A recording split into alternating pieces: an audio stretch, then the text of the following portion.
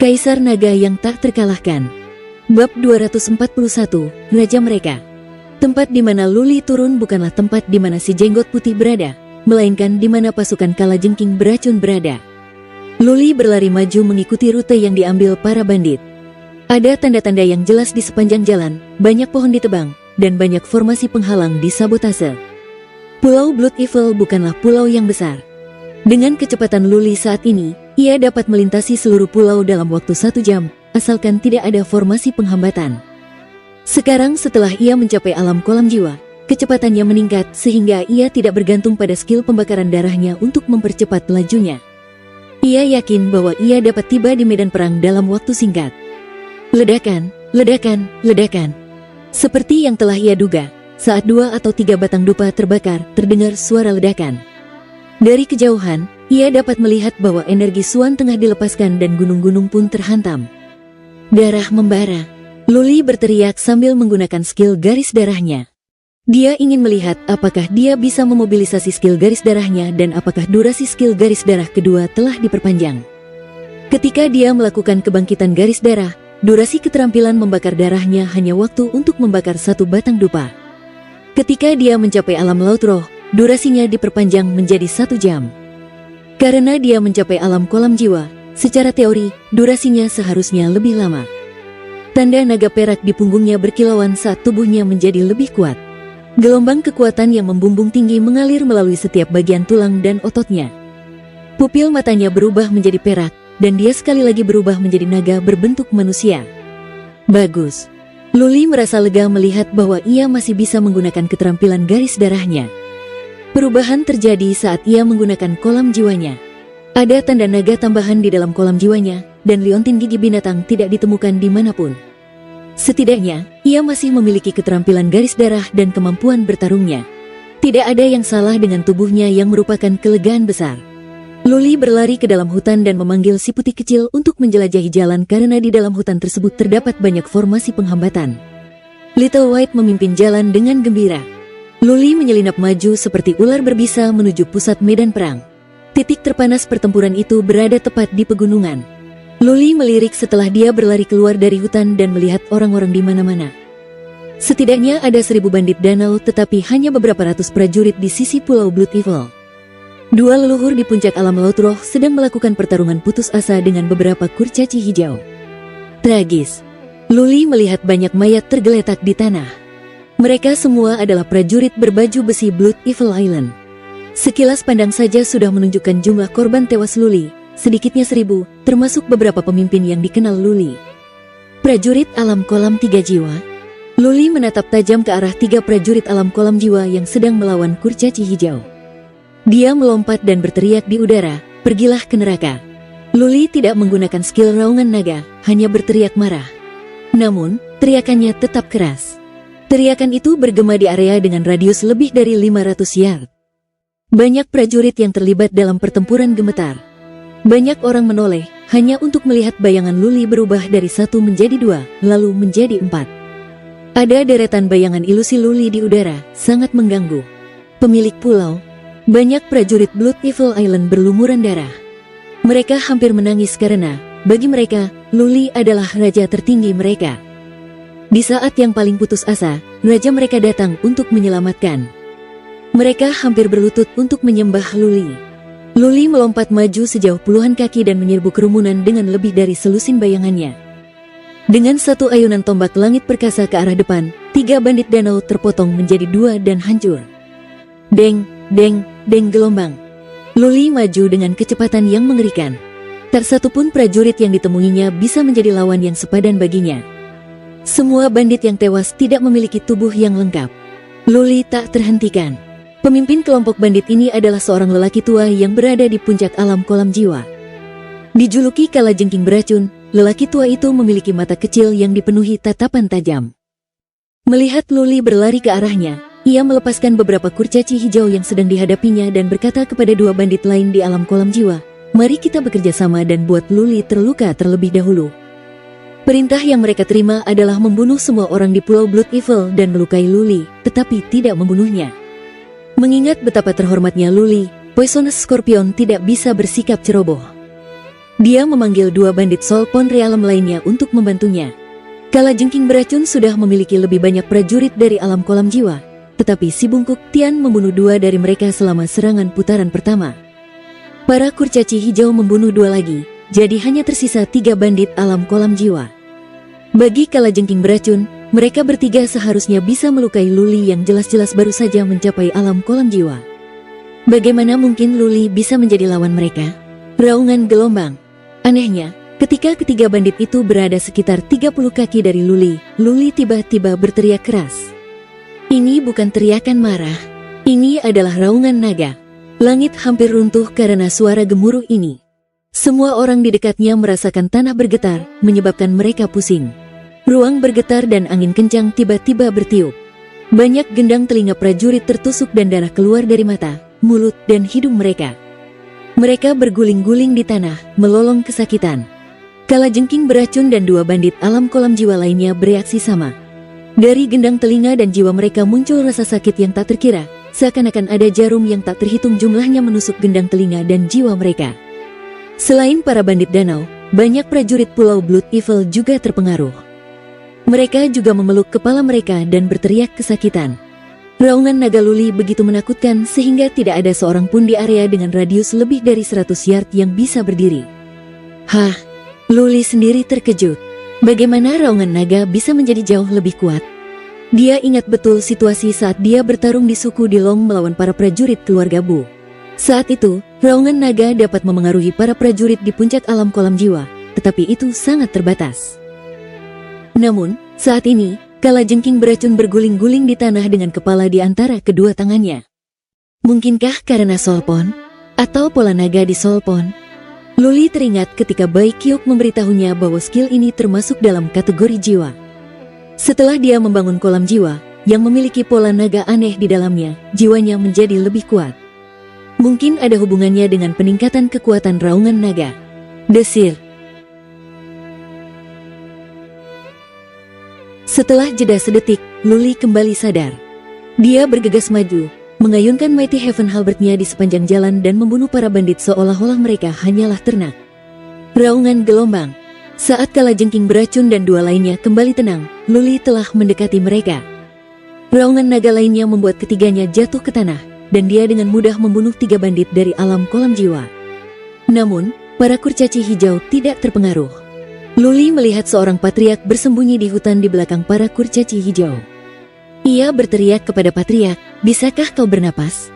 Jika kau bisa, keluarlah dan kendalikan para kurcaci hijau untuk membunuh semua bandit danau. Jangan tinggalkan seorang pun. Tentu saja kepala keluarga itu masih hidup. Kalau tidak, para kurcaci hijau tidak akan bisa dikendalikan." Dia merasakan sakit di gendang telinga dan jiwanya, jadi dia tidak bisa mendengar apa yang dikatakan Luli. Untungnya, dia tahu apa yang diinginkan Luli. Tak lama kemudian, dia tersadar dan mulai melakukan pembunuhan massal terhadap kurcaci hijau yang dikendalikannya. Luli berlari ke kejauhan untuk mendukung medan pertempuran berikutnya karena para kurcaci hijau dapat bertahan di sini tanpa bandit alam kolam jiwa lagi. Pemilik pulau, ini pemilik pulau. Pemilik pulau kita ada di sini. Dua raungan keras itu membuat para leluhur Pulau Blood Evil yang sedang bertempur di dua sisi lainnya terkejut. Satu-satunya yang bisa mengeluarkan raungan keras seperti itu adalah Luli. Mereka semua mendengar cerita tentang skill Dragon Roar milik Luli. Situasi di kedua belah pihak jauh lebih buruk. Hampir setiap prajurit dari Pulau Blood Evil telah bertempur sampai mati. Si Bungkuk Tian dikejar ketat oleh si Jenggot Putih. Dia terluka parah dan bahkan kehilangan lengannya. "Tuanku, akhirnya Anda datang." Mendengar auman Luli, Tian si Bungkuk hampir meneteskan air mata. Ia mengira setelah Patriark 7 mengirim sinyal, Luli akan segera tiba di sini. Sebaliknya, Luli tiba di sini setelah beberapa batang dupa dibakar. Jika ia tiba di sini lebih lambat, Tian si Bungkuk akan mati sebagai martir. Si Bungkuk Tian segera mengendalikan roda takdirnya dan terbang menuju Luli. Si Jenggot Putih yang bertubuh kekar mencibir di belakang si Bungkuk Tian. Seperti yang dilihat si Jenggot Putih, prajurit terkuat di Pulau Jahat Darah adalah si Bungkuk Tian. Luli, apa yang bisa dia lakukan? Bodoh. Melihat si Jenggot Putih mengejarnya, si Bungkuk Tian menunjukkan tanda-tanda penghinaan di matanya. Luli bisa membunuh para pejuang di puncak alam roda takdir. Si Jenggot Putih bukanlah apa-apa. Tuan muda. Di dermaga, Susihe mendengar suara gemuruh. Ia berkata dengan khawatir, haruskah kita pergi sekarang? Saya rasa tidak aman bagi kita untuk berada di sini. Apa yang kamu takutkan? Su Yaoyang berkata dengan santai, menurutku, si jenggot putih dapat menangkap Luli. Terlebih lagi, bahkan jika si jenggot putih tidak dapat melakukannya, Luli tidak akan cukup berani untuk membunuh kita. Aku akan melihat Luli memohon dan berlutut padaku seperti seekor anjing dengan mataku sendiri. Bab 242, Makna yang mendalam. Keluarga Su memang mendapat berita tentang pertikaian di Kabupaten Wuling saat Luli kembali. Meski begitu, keluarga Yu dan keluarga Bai sengaja menutupi beberapa informasi sehingga apa yang diperoleh keluarga Su bukanlah gambaran utuh. Sejujurnya, banyak yang menganggap konyol bahwa Luli bisa membunuh Yu yang dengan satu gerakan. Jika di dunia ini, seorang prajurit alam laut roh benar-benar bisa membunuh seorang prajurit di puncak alam roda takdir, maka seluruh sistem kultivasi dunia harus didefinisikan ulang. Banyak orang percaya bahwa roda takdir Yu yang tidak dipecahkan oleh Luli berdasarkan situasi hari itu. Orang lain telah diam-diam menyerang roda takdir yang menyebabkan Yu yang pingsan. Luli hanya membunuh seekor harimau yang terluka. Beberapa anggota keluarga Su bahkan menduga bahwa ada seorang pendekar alam abadi keluarga Bai yang telah mematahkan roda takdir Yu yang dan keluarga Bai hanya mengingkarinya. Luli diburu dan melarikan diri ke Danau Pulau Seribu seperti anjing liar setahun yang lalu. Jadi bagaimana mungkin dia bisa mengenal seorang pendekar alam abadi yang kuat? Satu-satunya yang mungkin dia kenal adalah Ming Yu yang tidak pernah muncul di Pulau Blood Evil untuk kedua kalinya. Kemudian, keluarga Bai mengirim seseorang untuk mencari tahu dan menemukan bahwa Ming Yu selalu berada di Danau Pulau Seribu. Ketika Luli bertarung di Kabupaten Wuling, Ming Yu menawar beberapa jenis material mistik di rumah lelang. Banyak orang bahkan melihatnya. Oleh karena itu, Su Yaoyang tidak takut. Dia memiliki keluarga Su yang mendukungnya, dan keluarga Su menerima perintah dari Nyonya Yan yang mewakili keluarga Bai. Di Danau Seribu Pulau, keluarga Bai adalah penguasa tertinggi. Pertama-tama, Luli tidak memiliki kekuatan untuk membunuh Su Yaoyang. Bahkan jika dia melakukannya, dia tidak akan punya nyali. Susihe tidak dapat menyeret Su Yaoyang pergi karena Su Yaoyang tidak ingin pergi. Susihe berpikir sejenak dan menenangkan pikirannya karena ia percaya bahwa si jenggot putih sangat kuat sehingga tidak mungkin Luli dapat membunuhnya. Pemilik pulau gelombang. Sambil berlari melintasi pulau jahat berdarah, si bungkuk Tian berteriak. Si jenggot putih mengejarnya. Si jenggot putih memiliki kesempatan untuk melancarkan beberapa serangan pada Tian si bungkuk, tetapi dia memilih untuk tidak melakukannya. Dia ingin membunuh Tian si bungkuk di depan Luli, untuk membuat Luli putus asa dan mengalahkannya dengan lebih mudah. Si bungkuk Tian sangat cepat. Dalam waktu lebih dari selusin napas, dia telah melintasi daratan sejauh lebih dari 10 mil. Ketika dia melihat Luli bergegas ke arahnya dari jauh, si bungkuk Tian berteriak lagi, pemilik pulau. Luli menatap Tian si bungkuk yang berada di udara. Luli merasa bersalah dan beruntung di saat yang sama ketika melihat betapa menyedihkannya Tian si bungkuk. Beruntung dia bangun tepat waktu. Jika tidak, dia harus menyaksikan kematian setiap prajurit Pulau Setan Darah jika dia sadar lebih lama lagi. Hari ini gelombang. Hatinya terbakar amarah.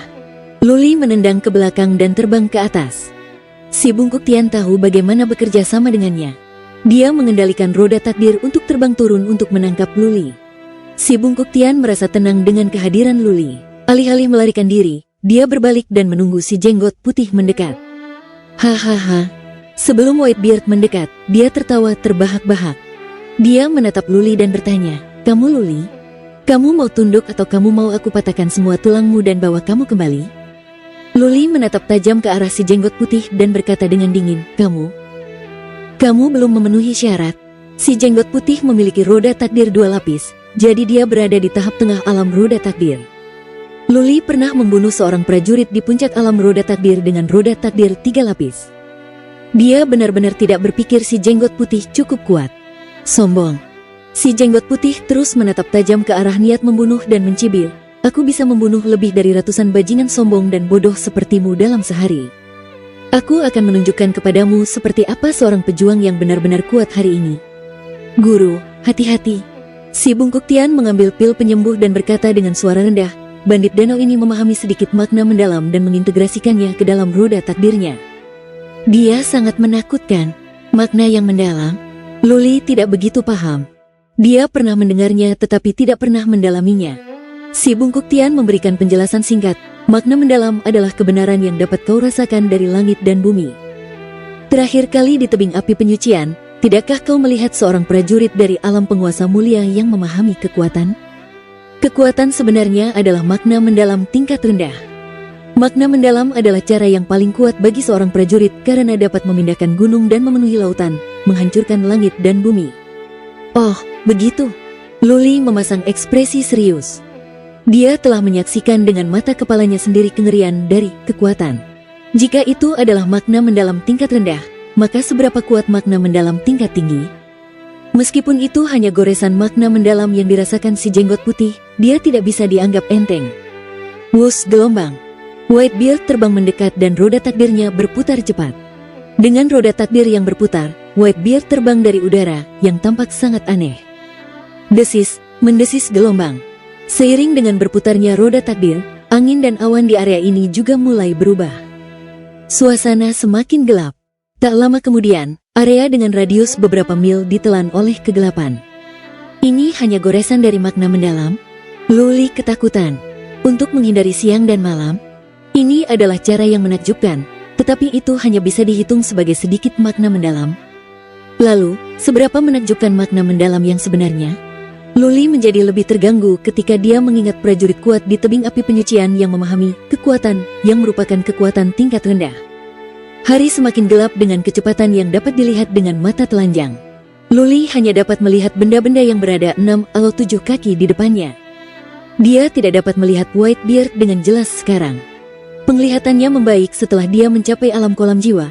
Jika tidak, dia pasti sudah kehilangan penglihatannya sejak lama. Tutup matamu dan dengarkan hembusan angin. Tian Si Bungkuk berbisik kepada Luli. Dia segera menutup matanya sementara Tian Si Bungkuk mengendalikan roda takdir untuk bergerak agar tidak menjadi sasaran empuk bagi si jenggot putih. Mendesis. Dengan suara yang menusuk, sehelai kain satin emas besar berkelok-kelok di kegelapan dari kejauhan. Begitu cepatnya hingga mencapai Luli dan Si Bungkuk Tian dalam waktu singkat. Tian Si Bungkuk bereaksi cepat. Dia mengendalikan roda takdir untuk meluncur, menghindari serangan itu. Luli berkata dengan suara rendah, lebih dekat padanya. Tian Si Bungkuk mengerti. Roda takdir berputar-putar sementara Tian Si Bungkuk melepaskan energi suannya. Jarak antara kedua belah pihak semakin dekat. Little White dapat menghancurkan roda takdir, tetapi ia harus melakukannya dari jarak dekat dan secara rahasia. Jika tidak, jika Whitebeard menyadarinya, Little White akan terbunuh sebelum ia dapat mencapai roda takdir. Kegelapan terus turun.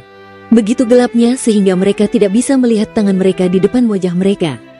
Memang, itu hanya pengetahuan dangkal yang dikuasai si jenggot putih, itu sudah mengerikan. Si Bungkuk Tian dan Luli tidak bisa melihat apa-apa, tetapi si jenggot putih tidak terpengaruh sedikit pun.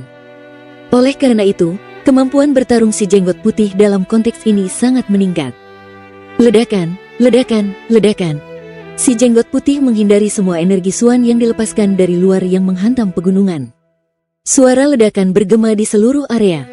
Gunung-gunung kecil terbelah, batu-batu berjatuhan, pohon-pohon terbelah menjadi dua, dan seluruh tempat menjadi kacau balau. Si jenggot putih terus melepaskan energi suannya dan juga kain satin emasnya. Si Bungkuk Tian dan Luli mulai tidak sabar. Selama si jenggot putih masih berada di roda takdir itu, si putih kecil tidak dapat memulai serangan rahasia. Turunlah dan serang dia dengan roda takdirmu. Luli memikirkannya dan percaya bahwa mereka harus mengambil cara yang lebih berisiko. Si Bungkuk Tian mengangguk dan mereka turun dari roda takdir. Si Bungkuk Tian mempercepat roda takdir dan menerbangkannya ke arah yang menurutnya seharusnya dituju si jenggot putih. Si jenggot putih memiliki dua roda takdir yang digabungkan untuk membentuk roda takdir dua lapis yang lebih kuat.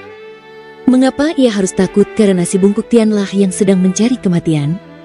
Seketika, si jenggot putih terbang turun dan mengendalikan roda takdirnya untuk menghantam si Bungkuk Tian. Ia yakin bahwa dalam 10 gerakan saja, si Bungkuk Tian akan pingsan karena luka parah di pikiran dan tubuhnya. Dentuman, dentuman. Dari atas terdengar dua suara keras. Meskipun Luli tidak dapat melihatnya, ia dapat mengetahuinya dari angin. Ia berlari di tanah, lalu terbang ke atas, mengeluarkan suara gemuruh di udara. Raungan gelombang. Luli melepaskan jurus Dragon Roar miliknya. Seketika, angin kencang bertiup kencang, dan ruang bergetar dan beriak. Kegelapan yang menyelimuti area itu langsung terkoyak saat itu juga. Dengan cahaya redup dari langit yang menerobos masuk, Luli samar-samar dapat melihat dua roda takdir. Putih kecil. Bagaimana mungkin Luli melepaskan kesempatan yang begitu bagus? Dia melambaikan tangannya dan Little White terbang keluar seperti pedang tajam. Luli jatuh. Di udara, dia menghasilkan banyak bayangan dan dia mulai melirik ke bawah. Hah! Yang mengejutkannya adalah si Bungkuk Tian tercengang oleh suara gemuruh itu, dan begitu pula si Jenggot Putih berdasarkan ekspresinya. Mereka telah menghentikan pertarungan mereka. Mati. Luli berkonsentrasi pada si Jenggot Putih. Cakar si Jenggot Putih telah mencengkeram roda takdirnya dan memakan roda takdir itu. Bagi Luli, si Jenggot Putih sudah seperti orang mati. Bab 243, di luar kendali. Tidak. Si Jenggot Putih bereaksi sangat cepat. Ia segera menyadari apa yang salah. Ia melihat si putih kecil dan mengangkat pedangnya, siap membunuh si putih kecil dengan kain satin emas. Si Bungkuk Tian, serang dia. Luli tidak akan membiarkan si Jenggot Putih mengambil kesempatan itu. Dia berteriak menggunakan skill raungan naga miliknya. Suara itu menyebar ke area dengan radius lebih dari 30 mil. Seluruh pulau Blood Evil diselimuti suara ini. Teriakan itu melukai jiwa si Bungkuk Tian. Meski begitu, dia tahu ini adalah momen krusial sehingga dia melawan rasa sakit dan melepaskan beberapa aliran energi Suan. Si Jenggot Putih harus menghindari serangan si Bungkuk Tian terlebih dahulu atau dia akan mati. Saat ia menghindari serangan si Bungkuk Tian, si putih kecil telah menggigit lubang di roda takdirnya. Sudah terlambat bagi si Jenggot Putih untuk mencoba membunuh si putih kecil. Suara mendesing, sama seperti Yu Yang. Si Jenggot Putih mencoba menerbangkan roda takdirnya kembali karena takut. Namun, sudah terlambat karena si putih terlalu cepat. Roda takdir itu telah merusak tekstur di dalam roda takdir. Cahayanya pun padam dan akhirnya, si Jenggot Putih kehilangan kendali atas roda takdirnya. Embun. Si Jenggot Putih mengangkat kepala dan memuntahkan darah. Vitalitasnya terkuras setelah roda takdirnya rusak, dan sekarang dia tampak sangat pucat. Desir. Luli bergegas mendekat, memenggal kepala si Jenggot Putih dengan Mighty Heaven Halberd miliknya, lalu meletakkan kepala itu ke dalam cincin interspasial miliknya. Si putih kecil, ayo berangkat. Luli berteriak dan si putih kecil berlari kembali kepadanya. Luli menatap si Bungkuk Tian yang mengerti apa yang diinginkan Luli. Si Bungkuk Tian terbang ke roda takdirnya tanpa mempedulikan lukanya dan pergi bersama Luli menuju dua medan perang lainnya. Luli hanya terlambat untuk membakar beberapa batang dupa, tetapi Pulau Blood Evil sudah berlumuran darah. Dia tidak bisa beristirahat sekarang. Semakin lama dia menunggu, semakin banyak prajurit yang akan mati atau terluka di Pulau Blood Evil. Seperti yang diharapkan Luli. Saat Luli tiba di medan perang terdekat, tempat itu sudah dipenuhi mayat. Ada 2000 prajurit dari Pulau Blood Evil di sini. Namun, hanya 800 yang masih hidup sekarang. Banyak prajurit dari alam laut roh terbunuh, dan hanya satu kurcaci hijau yang selamat. Si Jenggot Putih terbunuh. Kalau kalian tidak menyerah, aku akan membunuh kalian semua. Cincin di tangan Luli menyala. Dia berteriak sambil memegang kepala si Jenggot Putih di tangannya. Pada saat yang sama, dia dan si Bungkuk Tian bergegas turun dan mulai membantai para bandit. Si Bungkuk Tian terluka parah dan kehilangan satu lengannya. Karena Luli tidak mengizinkannya beristirahat, si Bungkuk Tian harus berjuang mati-matian. Dia mengendalikan roda takdir untuk melawan para prajurit alam kolam jiwa di pasukan si Jenggot Putih. Banyak dari mereka yang tewas seketika. Patriark 7 dan Patriark 9 ada di sini. Patriark 7 bahkan terluka lebih parah daripada Tian si Bungkuk dan dia kehilangan satu kakinya. Ketika Patriark 7 melihat Luli, wajah tuanya basah oleh air mata. Akhirnya, Pulau Jahat Darah bisa bertahan hidup, sisa 800 prajurit bangkit. Mereka mulai melawan balik bersama Luli dan si Bungkuk Tian. Para bandit dari pasukan Jenggot Putih ketakutan. Panglima tertinggi mereka terbunuh, dan komandan kedua dan ketiga mereka dihancurkan hingga mati oleh si Bungkuk Tian. Jadi mengapa mereka harus terus bertarung? Menyerah, kami menyerah. Akhirnya, seseorang berteriak ketakutan. Setelah itu, sekelompok orang berlutut dan membuang senjata mereka sambil berteriak menyerah. Luli telah menghasilkan lebih dari 10 bayangan ilusi dengan pengaruh yang luar biasa. Dia tidak melepaskan skill raungan naga miliknya yang tidak diperlukan lagi sekarang. Dia dan si Bungkuk Tian membunuh puluhan bandit yang mencoba melarikan diri dan lebih dari selusin bandit yang melawan. Kemudian Luli berteriak, tangkap mereka semua dan patahkan kaki mereka. Beberapa leluhur alam laut roh tidak terluka parah. Mereka menyerbu kerumunan dengan beberapa prajurit dan mematahkan kaki para bandit alam laut roh sebelum mengikat mereka. Luli harus melakukan ini. Hanya ada sedikit prajurit kuat di Pulau Darah Jahat sekarang. Luli khawatir bahwa begitu dia pergi, prajurit Pulau Darah Jahat yang tersisa tidak akan mampu mengendalikan para bandit. Ayo. Ketika situasi sudah terkendali, Luli dan si Bungkuk Tian melesat menuju medan pertempuran ketiga. Yang mengejutkan Luli adalah para bandit di sana sudah pergi, hanya meninggalkan mayat yang tak terhitung jumlahnya dan ratusan prajurit Pulau Jahat Darah yang berlumuran darah. Luli sangat bersalah. Pulau Blood Evil akhirnya berhasil membesarkan sekelompok prajurit dan pasukan yang kuat. Hanya karena dia datang sedikit terlambat, lebih dari 70 atau 80% terbunuh. Ayo kita kejar mereka. Luli dipenuhi amarah.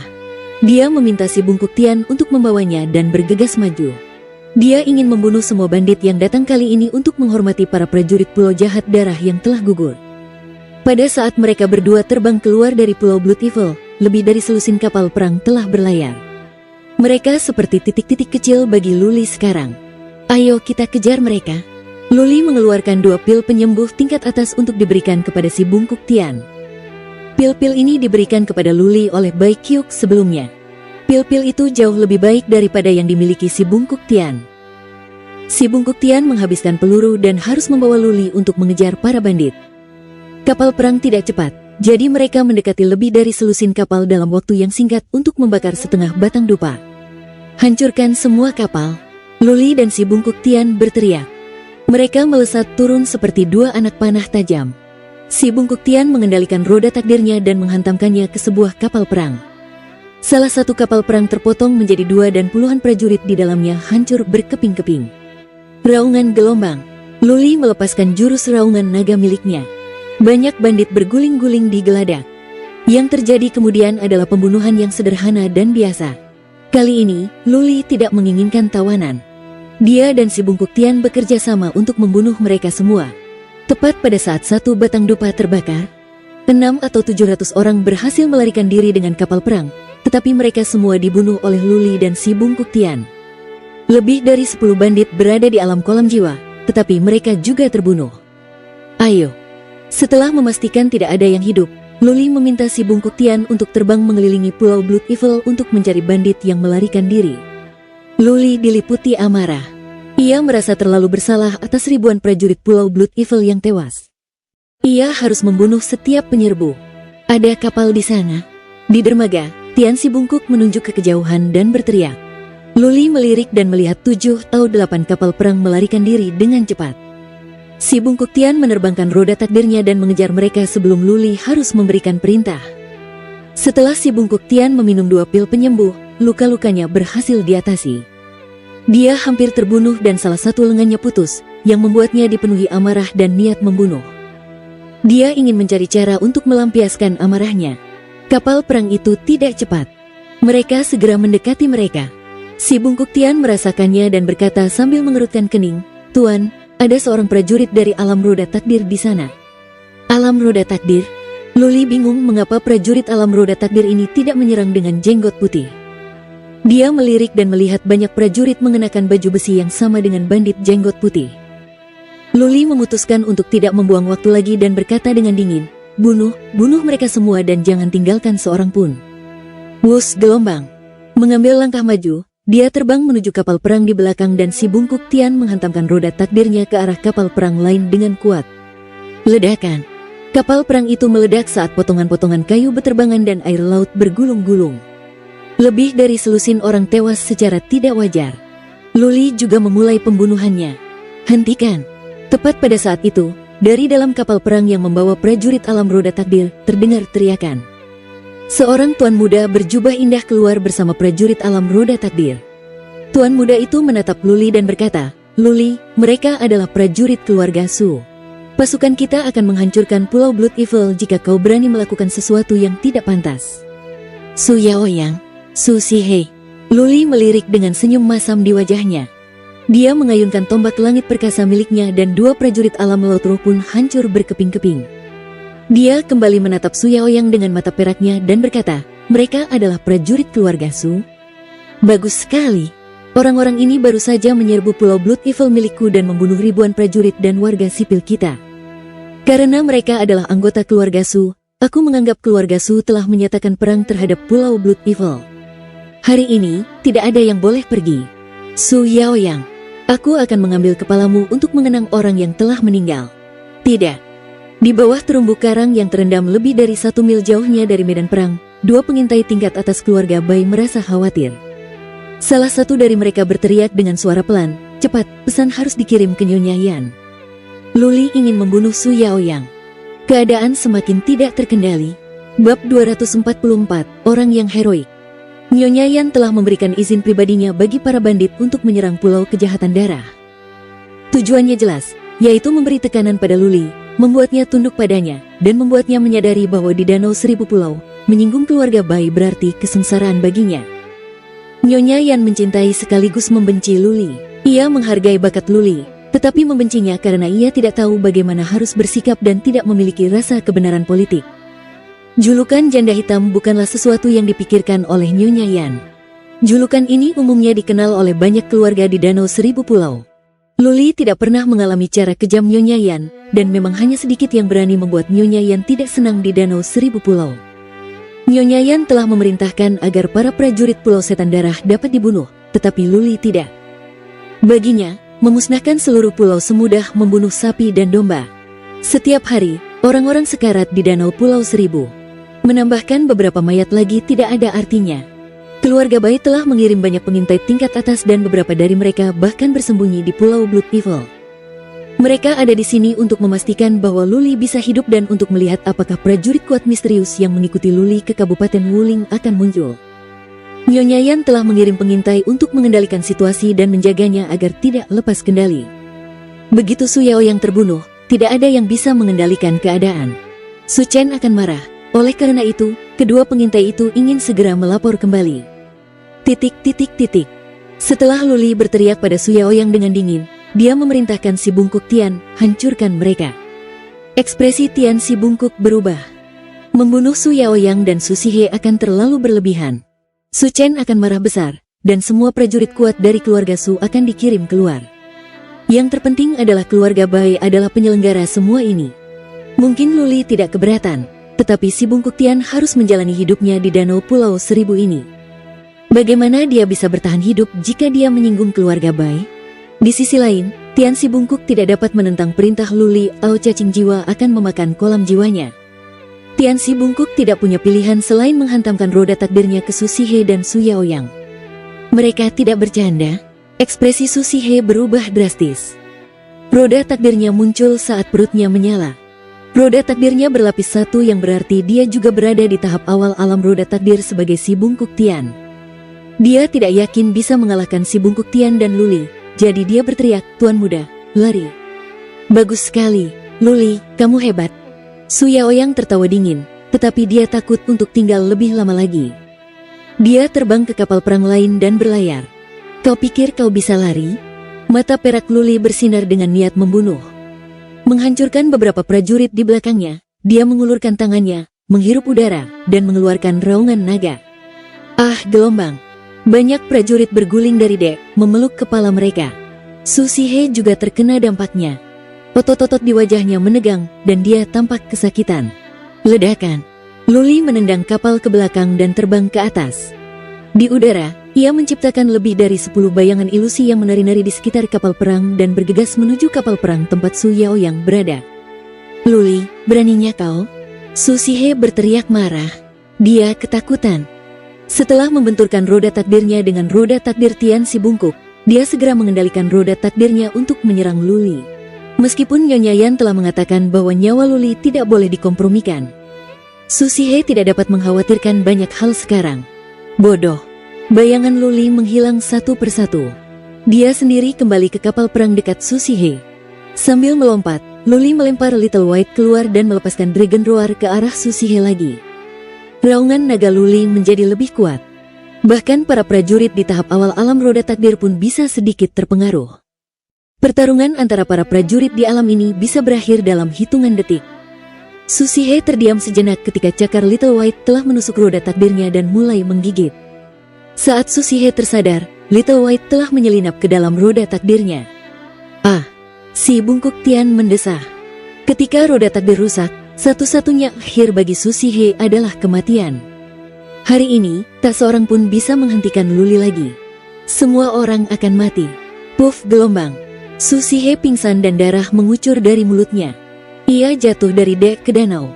Luli terbang mendekat, dan tanpa ragu, ia membunuh Susihe dengan tombaknya. Sekarang sudah berakhir. Seorang pengintai dari keluarga Bai yang bersembunyi di danau di kejauhan merasa ketakutan. Tidak ada jalan kembali sekarang. Keluarga Su hanya memiliki 3 prajurit dari alam roda takdir. Sekarang, dengan kepergian salah satu dari mereka, keluarga Su hanya bisa memenuhi syarat sebagai pasukan tingkat ketiga. Jimat kehidupan giok Susihe pasti ada di keluarga Su. Segera, Su Chen akan mengetahui hal ini. Luli tidak terlalu emosional tentang pembunuhan Susihe. Jika Susihe dan Su Yaoyang tidak bersama para bandit, Luli tidak akan menjadi begitu marah. Karena keluarga Su dan Nyonya Yan ingin mengganggunya, dia akan membuat kekacauan yang lebih besar. Yang terburuk adalah, dia bisa membawa keluarga Liu ke dunia kecil dan keluar dalam beberapa bulan. Ketika Ye Cha dan yang lainnya berhasil menerobos, dia akan berangkat ke Central Plains. Pada saat itu, dia tidak perlu takut lagi pada keluarga Bai. Tidak mungkin keluarga Bai akan mengejarnya ke Central Plains. Dia tidak merasa khawatir saat melancarkan aksinya. Dia tidak beristirahat sebelum membunuh kelompok bandit itu satu persatu dengan tombaknya. Sebenarnya, tidak banyak bandit danau di kapal perang, karena sebagian besar dari mereka pergi ke Pulau Blood Evil. Luli dan Hun Shebek Tian membunuh lebih dari setengah dari lusinan bandit danau di sini. Desir. Sambil membawa tombaknya, Luli terbang dan bergegas menuju kapal perang tempat Su Yaoyang berada. Darah mengucur dari mulut, mata, dan telinga Su Yaoyang karena ia dikejutkan oleh raungan naga. Sekarang, ia tampak seperti hantu jahat. Pada saat ini, ia baru saja merangkak naik. Yang dapat ia lihat dari pandangannya ke samping hanyalah kapal perang yang penuh dengan mayat dan tubuh Susihe yang mengambang di danau. Apa? Dia gemetar ketakutan saat melihat Luli menyerbu ke arahnya sambil membawa tombak berlumuran darah. Jubah biru kehijauan Luli berlumuran darah dan dia dipenuhi dengan niat membunuh, yang membuat Luli tampak seperti pembunuh yang baru saja keluar dari neraka. Luli, kau tak bisa membunuhku. Kau tak bisa. Su Yaoyang berteriak histeris, jika kau membunuhku, ayahku akan segera datang. Pada saat itu, tidak akan ada satupun makhluk hidup yang tersisa di Danau Pulau Seribu. Selain itu, kami mendapat izin dari Nyonya Yan. Dia tidak akan membiarkanmu pergi jika kau membunuhku. Kita bisa membicarakan apa saja selama kau tidak membunuhku. Mendesis gelombang. Jawaban yang didapat Su Yaoyang adalah tombak merah darah yang melesat lewat. Sejak pertama kali membunuh orang di suku Dilong, hati Luli menjadi sekeras batu. Bagi musuh, dia selalu berdarah dingin. Tidak perlu negosiasi, hanya perlu membunuh. Ledakan. Kepala Su Yaoyang meledak dan dia meninggal. Tanpa menatap Su Yaoyang, Luli membunuh sisanya. Ayo pergi. Luli melambaikan tangannya tanpa ekspresi setelah semua orang mati. Sudah 1 jam berlalu dan Luli khawatir efektivitas skill pembakaran darahnya akan segera berakhir dan dia akan merasa lelah. Dia ingin kembali dan membereskan semuanya. Keselamatan adalah prioritas. Dia memiliki potensi untuk menjadi seorang pahlawan. Tianxi bungkuk menatap wajah Luli yang tanpa ekspresi dan mendesah. Jika Luli bisa hidup terus, dia akan menjadi pahlawan yang akan mendominasi suatu wilayah. Di Gurun Utara, untuk menjadi pahlawan, seseorang harus kejam. Jika seorang prajurit tidak memperlakukan musuh dengan kejam, maka tidak akan ada yang menghormatinya. Untuk menjadi penguasa, kebaikan dan kualitas moral tidak akan membawa prajurit kemanapun. Prajurit harus mampu menakuti banyak orang dan semua orang harus menghormatinya. Ini buruk. Seorang pengintai keluarga Bai muncul dari danau setelah Luli dan Tianxi bungkuk terbang kembali ke Pulau Jahat berdarah dengan roda takdir Tianxi bungkuk. Pengintai itu tampak cemas. Su Chen mungkin akan mendapat kabar bahwa Su Yaoyang dan Su Sihe terbunuh. Namun, butuh waktu sekitar 1 jam agar pesan pengintai itu sampai ke Nyonya Yan. Saat Nyonya Yan bereaksi, Su Chen pasti sudah tiba di Pulau Blood Evil. Bab 245, Ikan di Perairan Bermasalah. Su Chen memiliki kebiasaan minum teh sore, dan biasanya ditemani oleh seorang selir. Su Chen telah menikahi banyak selir, mungkin 15 atau 16. Sekarang, dia sedang minum teh di salah satu kamar mereka dan ada 3 selir di sana. Ketiga selir itu secantik bunga dan giok, tidak kalah cantik dari Su Fangfei. Selir-selir itu masih muda, bugar, dan berpakaian terbuka. Salah satu dari mereka mengusap bahu Su Chen, yang lain mengusap kakinya, dan yang satu lagi menyuapi Su Chen dengan teh di tangannya. Dia tidak menggunakan cangkir untuk menyuapinya, tetapi mulutnya. Bang, bang, bang, gelombang dari luar terdengar suara langkah kaki yang tergesa-gesa. Su Chen tampak tidak senang. Dia mengeluarkan tangannya dari gaung selir dan melambaikannya. Selir yang berdiri di belakangnya berjalan ke bagian belakang ruangan. Su Chen siap memarahi pria yang datang. Ledakan. Pintu terbuka saat seseorang bergegas masuk. Su Chen langsung dipenuhi dengan niat membunuh. Energi Suan bersinar di tangannya seolah-olah dia siap membunuh kapan saja. Ketika dia melihat seorang gadis, putrinya Su Fangfei, dia menjadi tidak bersemangat. Dia dengan tidak senang memarahi, "Fangfei, kamu tidak tahu bagaimana harus bersikap? Kenapa kamu tidak mengetuk pintu?" Jubah Su Fangfei berantakan, matanya berkaca-kaca dan wajahnya pucat. Dia tidak melihat ke arah ketiga bibi yang berpakaian terbuka itu. Dia hanya berkata dengan suara tercekat, "Ayah, kakak laki-lakiku meninggal dan begitu pula patriark kedua." Jimat kehidupan giok mereka hancur. Ledakan. Su Chen tiba-tiba berdiri dan melihat dua jimat giok kehidupan yang rusak di tangan Su Fangfei. Tubuhnya yang kuat bergetar, dan niat membunuh melonjak di sekelilingnya. Salah satu selir sangat ketakutan sehingga dia berjalan mundur dan jatuh terduduk. Suara mendesing. Setelah terdiam sedetik, Su Chen melesat maju dan berteriak dengan marah. Semua pendekar di atas puncak alam laut roh berkumpul di luar halaman, sekarang juga. Teriakan Su Chen keras, yang bergema di separuh kota Gatdawn. Seluruh keluarga Su menjadi kacau. Sudah bertahun-tahun sejak Su Chen berteriak seperti ini terakhir kali. Pasti ada yang salah. Wus, wus, wus. Banyak orang berlari menuju gerbang keluarga Su, menunggu di luar secara berurutan sambil tampak bingung. Keluarga Su adalah keluarga tingkat 4. Meskipun menduduki peringkat terakhir di antara semua keluarga tingkat 4 di Danau Seribu Pulau, ada banyak prajurit. Setidaknya ada 200 prajurit dari alam kolam jiwa, dan lebih dari 10.000 dari alam laut roh. Kepala keluarga Su bergegas mendekat. Dia melihat Su Chen berjalan dengan marah dan bertanya, "Kepala keluarga, apa yang terjadi?"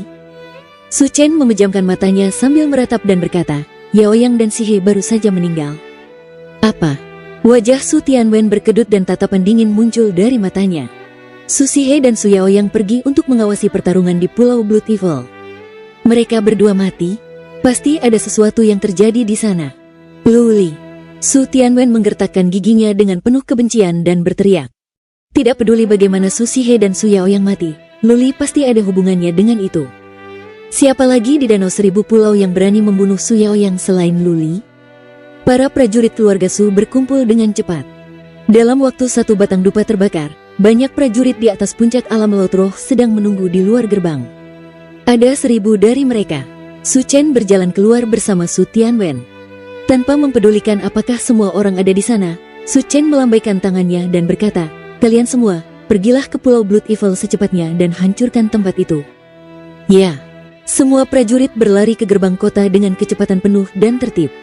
Banyak dari mereka tidak tahu apa yang telah terjadi, tetapi mereka semua tahu bahwa Su Chen sedang marah. Siapapun yang berani membuatnya tidak senang sekarang akan dibunuh. Suara mendesing. Su Chen dan Su Tianwen keduanya melepaskan roda takdir mereka dan terbang ke langit menuju gerbang kota dengan cepat. Para prajurit terlemah yang akan bertarung kali ini berada di puncak alam laut roh. Mereka cepat. Dalam waktu hanya setengah batang dupa yang dibakar, mereka telah melewati gerbang kota dan menghilang di kejauhan. Apa? Kota itu mendidih. Ini adalah pertama kalinya dalam satu dekade keluarga Su mengirim begitu banyak prajurit. Dilihat dari tindakan Su Chen, tidak ada yang bisa bertahan hidup di Pulau Blood Evil. Ini buruk. Banyak orang yang ketakutan. Luli sangat dihargai oleh keluarga Bai. Bai Kyuk dan Bai Xiasuang pernah menempuh perjalanan bermil-mil untuk mengucapkan selamat tinggal kepada Luli. Mereka pergi ke kota Kaisar Yu untuknya, dan konon mereka tinggal beberapa hari di Pulau Setan Darah. Jika Luli terbunuh, akankah Bai Xiasuang dan Bai Kyuk yang sedang marah, membawa serta para prajurit kuat dari keluarga Bai dan membuat kota dewa jatuh ke dalam pertumpahan darah? Di pavilion luar ruangan di Gunung Bai Emperor, Nyonya Yan minum teh dengan tenang sementara si kembar berdiri di sampingnya. Si kembar tampak sangat tidak senang. Wajah Bai Kyuk dingin, dan Bai Siasuang cemberut. Nyonya Yan mengenakan congsam ungu, memperlihatkan bentuk tubuhnya yang sempurna. Bentuk tubuhnya lebih baik daripada si kembar. Si kembar seperti bunga lili yang belum mekar, tetapi Nyonya Yan seperti bunga mawar yang sedang mekar penuh. Melihat Nyonya Yan tetap duduk dengan tenang tanpa berniat berbicara, Bai Kyuk memutuskan dan berkata, "Bibi, keluarga Bai adalah keluarga yang paling terkemuka di Danau Seribu Pulau. Bukankah kita seharusnya bisa menoleransi perbedaan dan berpikiran terbuka?" Luli hanya ragu untuk bergabung dengan keluarga Bai. Aku bahkan berpikir wajar baginya untuk menolak. Lagi pula, dia telah menyelamatkan kita berdua. Sekarang kau melawannya? Jika cerita itu tersebar di gurun utara, apa yang akan dipikirkan orang lain tentang kita? Bai Sichuang menambahkan, "Bibi, Luli bukan orang jahat. Maafkan dia kali ini." Nyonya Yan masih tidak berkata apa-apa. Ketika Bai Kyuk ingin memulai lagi, Nyonya Yan melambaikan tangannya dan berkata, "Sudah kubilang bahwa aku sudah memerintahkan agar Luli tidak dibunuh. Aku hanya ingin memberinya pelajaran. Mengapa kau begitu khawatir? Apakah kau menyukainya? Jika begitu, maka Luli harus mati. Bukan ini." Bai Kyuk mengangkat alisnya yang cantik dan berkata, "Kau tahu bagaimana Luli? Jika kau mengirim orang untuk membunuh setiap orang di Pulau Blood Evil, tidakkah kau pikir dia akan melawan dengan putus asa? Dia akan melakukan apa saja saat dia menjadi gila. Sesuatu yang besar akan terjadi. Tidak, aku harus pergi dan mencari tahu." Bai Sichuang adalah seorang pembuat onar. Dia langsung berkata, "Aku akan pergi bersamamu." "Berhenti." Nyonya Yan menjadi tidak senang dan berkata, "Sudah selesai? Aku belum mendisiplinkanmu atas apa yang kamu lakukan terakhir kali. Kamu ingin melakukannya lagi? Aku akan menghukummu selama setahun, percaya padaku." Suara mendesing. Tepat pada saat itu, seseorang bergegas datang. Bai Dinglah yang melayani Nyonya Yan. Setelah sampai di sana, dia langsung berkata, "Nyonya Yan, saya punya berita penting. Si jenggot putih dibunuh oleh Luli dan dia juga membunuh Su Sihe dan Su Yaoyang." Pengintai itu tidak melihat prajurit yang kuat itu, dan semua orang hanya melihat Luli dan si bungkuk Tian bekerja sama untuk membunuh Su Yaoyang, Su Sihe, dan si jenggot putih. Nyonya Yan, Bai Kyuk, dan Bai Siasuang semuanya tercengang mendengar berita itu. Bai Siasuang segera tersenyum dan berkata, "Bagus, bagus. Si berandal Luli itu hebat." "Apa sih yang bagus?" Nyonya Yan tidak bisa menahan diri untuk tidak mengumpat. Dia menatap Bai Ding dan berkata, "Bagaimana dengan kota dewa? Apakah ada berita?" "Belum." Bai Ding berkata sambil menangkupkan kedua tangannya di depan dada. Sebelum dia menyelesaikan kalimatnya, kepala pelayan Bai bergegas masuk dan berteriak dari jauh, "Nyonya Yan, saya mendapat berita dari Pulau Dewa. Su Chen sedang dalam perjalanan ke Pulau Setan Darah bersama semua prajurit mereka yang kuat." "Tidak." Ekspresi Nyonya Yan dan Bai Kyuk berubah. Nyonya Yan bereaksi cepat dan berteriak, "Bai Ding, kirim pesan ke Bai Ge dan Bai Rui. Suruh mereka berteleportasi ke kota Godon sekarang dan pergi ke Pulau Blood Evil untuk mengendalikan situasi. Jangan sampai keadaan makin buruk. Aku akan pergi dan memberitahu Paman Si. Bai Ge dan Bai Rui berada di kota penjara surga, dan mereka berada di alam abadi. Mereka dapat diteleportasi ke Pulau Jahat Darah sekarang untuk mengatasi situasi." Bai Ding segera pergi. Nyonya Yan berlari menuju benteng Bai Si dengan Bai Kyuk dan Bai Siasuang mengikutinya. Bai Si sedang membaca laporan di bentengnya. Sebelum Nyonya Yan menjelaskan apa yang terjadi, Bai Si membuang laporan itu dan berkata dengan dingin, "Yan, aku baru saja mendapat berita. Ada beberapa prajurit kuat dari kerajaan bela diri langit yang menyelinap ke Danau Pulau Seribu. Kurasa mereka dari keluarga Yu. Minta Bai Leng untuk segera pergi ke Pulau Setan Darah dan bawa seseorang bersamanya untuk membunuh semua prajurit keluarga Yu." Beraninya keluarga Yu? Swish, swish gelombang. Bai Kyuk dan Bai Siasuang saling berpandangan. Wajah mereka menjadi pucat. Keluarga Yu sedang mencoba memancing di air yang bermasalah. Bisakah Luli bertahan hidup? Bersambung.